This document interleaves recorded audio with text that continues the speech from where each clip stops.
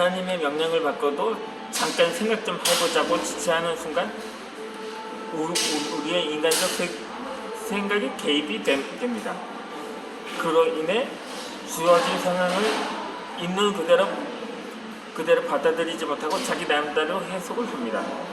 왜 꼭 이렇게 해야만 하지? 어떻게 저렇게 하면 더 좋을 텐데 하는 마음이 이끄는 순간 우리는 이미 하나님의 머리 위에 올라서려고 하는 것입니다. 그게 바로 불순종이라는 것입니다.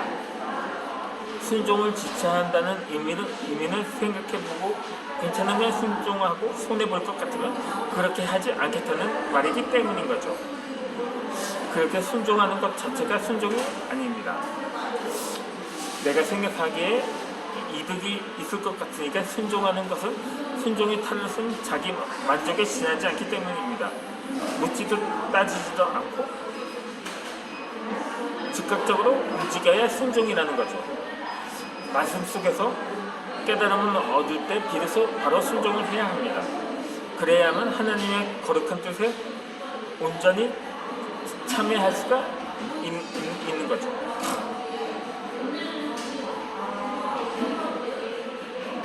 보통 누구에게서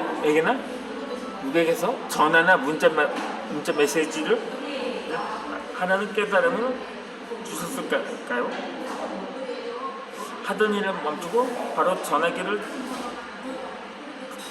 들을 수가 있습니다. 그 한 통의 전화나 문자 메시지가 한 영혼을 살 수도 있기 때문입니다. 자살하는 사람들의 다수가 아픔을 함께 나눈 사람이 없었다고 합니다. 누군가가 한마디만 해주었어도 살 수 있었을 거라고 합니다. 그 누군가가 바로 나 자신일 수가 있다는 거죠. 주변에 보면 생각이 나서 문자 메시지나 전화 한 통을 했을 뿐인데 연락을 받은 사람은 그것이 큰 도움이 되었다는 이야기를 자주 듣습니다. 그것은 단순히 주고받는 커뮤니케이션 이상의 의미가 있습니다. 몇 년 전의 일이었는데 갑자기 선교단체에서 사역하는 형제가 생각이 났습니다. 박봉과 넘치는 업무로 늘 힘겨워했지만 순종과 헌신 하나로 버텨온 형제라고 합니다. 문득 문자 메시지를 보내야겠다는 생각이 떠오라 나는 지체 없이 안부를 묻는 메시지를 보냈습니다. 그랬더니 바로 답장이 왔습니다. 사실 요즘 많이 힘들게 지내고 있다는 내용이었습니다. 걱정되는 마음에 바로 전화해 1시간이 넘게 통화를 했습니다. 말을 들어보니 그 형제는 선교단체 일과 개인적인 일들로 정말 모든 것이 바닥까지 내려와 있었다는 것입니다. 차분히 이야기를 들어주고 통화를 마무리할 무렵 그 형제는 하나님께 그리고 나에게도 정말 감사하다고 고민하던 문제가 해결되었다고 했습니다. 내가 한 거라고는 깨달음을 주신 하나님께 즉각 순종하여 문자 메시지를 보내고 이야기를 들어준 밖에 없었습니다.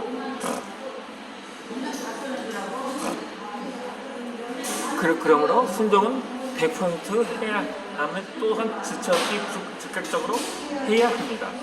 여기에는 한치의 양보도 있을 수가 없습니다. 그것은 하나님께는 영광이 되고 우리에게는 축복이기 때문입니다. 그리스도인의 삶은 순종하는 삶이어야 합니다. 순종하지 못하면서 그리스도인의 삶을 운운하는 것은 말이 안 되는 소리입니다. 지금 당장이라도 자신이 내려놓지 못한 것, 100% 순종하지 못한 부분이 무엇인지를 되돌아보아야 합니다. 응답은 받았으나 그대로 순종하는 사례는 흔치가 않습니다.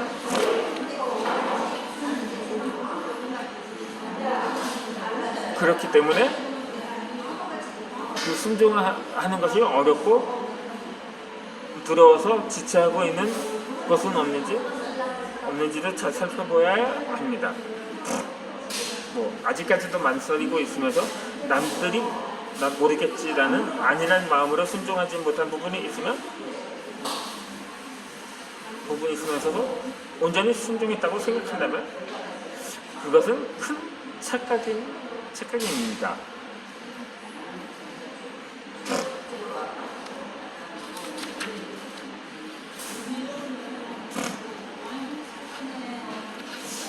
이 힙합 듀오인 니쌍의 노래 겸손은 힘들어의 가사 일부분을 들어보면 돌아가신 아버지도 할머니도 늘 입버릇처럼 말씀하셨지만 지금까지 안 되는 딱 몇 가지가 바로 겸손이라고 합니다.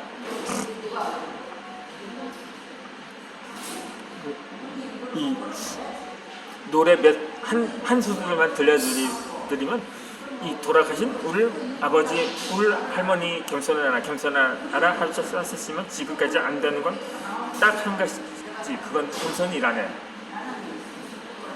제가 가사 음정은 모두 생략하고 그냥 읊어 불었다기보다 그냥 시 한 소절을 읊었다고 생각하기 바랍니다. 이 겸손이라는 것은 어디까지부터이고 어디까지가 빼는 것인지도 헷갈립니다. 특히 유교적인 전통이 여전히 강하게 남아있는 우리나라에서는 겸손이란 거절이라는 단어와 일맥상통할 때가 많아서 더욱 그렇습니다. 선물을 주면 아니에요 하며 정색을 합니다. 그럴 때 정말 그 선물을 안 주면 나중에 오히려 욕을 먹습니다. 칭찬을 할 때는 제가 뭘요? 전 아무것도 한 게 없어요 하면서 뒤로 뺍니다. 이것은 미적이고 참된 겸손이라고 여깁니다. 사실 이것도 큰 착각일 수가 있습니다. 사회생활에서는 겸손하다고 칭찬받을지 모르겠지만 그리스도인들에게는 다르기 때문이죠. 그러한 말과 행동은 겸손이 아니라 오히려 교묘한 교만이기 때문일 수도 있다는 거죠. 겸손에 관해서 성 어거스틴의 유명한 일화가 있습니다. 이 성 어거스틴이 어느 날 자신의 제자들에게 이런 질문을 받았다고 합니다. 선생님, 그리스도인들의 최고의 덕목은 무엇입니까? 라고 묻자 이 어거스틴은 이렇게 대답을 했다고 합니다. 첫째는 겸손, 둘째도 겸손, 셋째도 겸손. 그렇다면 그 반대말은 무엇이냐고 물었자 교만이라고 주저없이 대답을 했다고 합니다.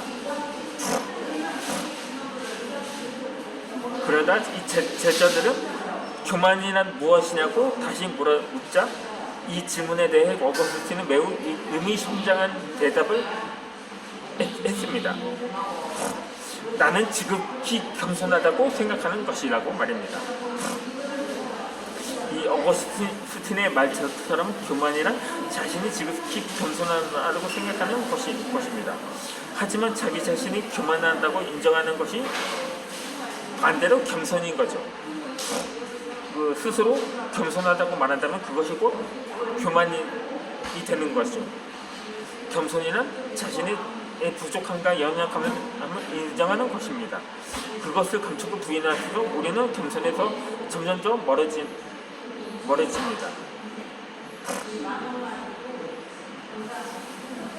그리스도인들에게 겸손이란 하나님과의 관계를 빼놓고 이야기할 수가 없습니다. 겸손과 교만은 하나님과 나와의 위치에 따라 결정되는 사안이기 때문인 거죠.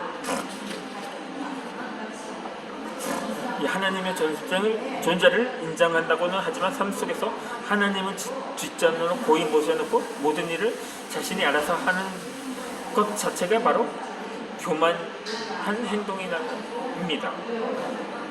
이런 사람을 하나님께서는 미우시지만 겸손한 자에게는 은혜를 베푸신다고 성경은 말합니다.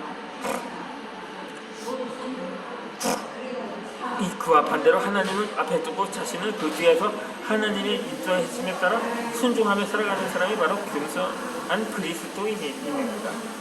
자신의 삶을 성실하게 살아가지만 자신이 아닌 하나님을 주인으로 모시고 사는 사람에게 하나님께서는 재물과 영광과 생명의 축복을 베푸신다고 한다는 거죠.